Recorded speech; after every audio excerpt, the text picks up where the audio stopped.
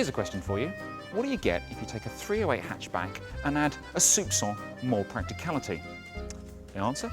You get this, the 3008. It's a kind of hatchback meets station wagon meets MPV meets SUV. Peugeot have been eyeing the success of the Nissan Qashqai with interest, and now they want a slice of the action for themselves. This crossover vehicle is based on the 308 hatchback, but it's 9 cm longer and 11 cm taller. It also has a shorter front overhang and more space behind the rear wheels to allow for a larger boot. The car also sits 35 mm higher from the ground than the 308. Peugeot reckon that the 3008 is better than the Nissan and that it's more stylish and more practical. So, how does it live up to its promise? Here's what members of the whatcar.com reader testing think.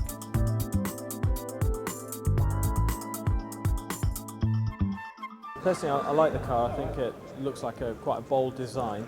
I also think that the interior quality is definitely a step up, and generally, yeah, overall, looks good. It's quite a practical car, and in the back seat, it's quite space, so it's quite practical for the children as well.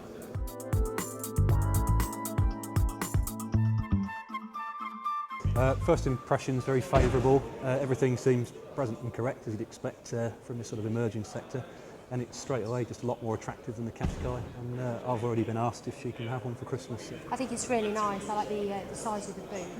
I like the back seats because they're comfy.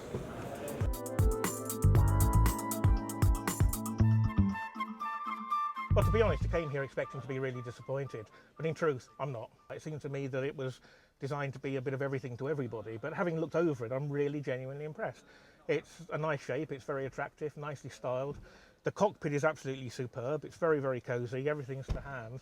I love the head-up display, not only because it's useful to use, but for somebody like me who's short-sighted, it means that I can drive without my glasses on and not have to worry about not seeing the instruments. It's really, really good. There's very few dislikes about the car.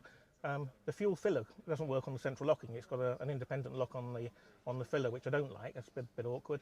Other than that, there's very little. The rear three-quarter vision could be a little bit better, but it's better, I think, than the Qashqai, which is a big plus.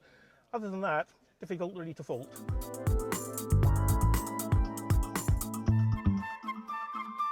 Overall, it's a great car. I grew up with Peugeot 505s, and it's kind of looking back to those. I mean, it's really good. The dashboard is kind of it's like a cockpit in towards the driver. It's very, very good. But to be honest, the boot really is the high point.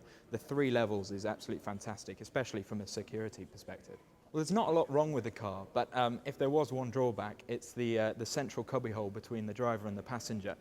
It's really deep, which is quite nice, but you can only get to it from one side. Bit of a drawback, but then it is quite big.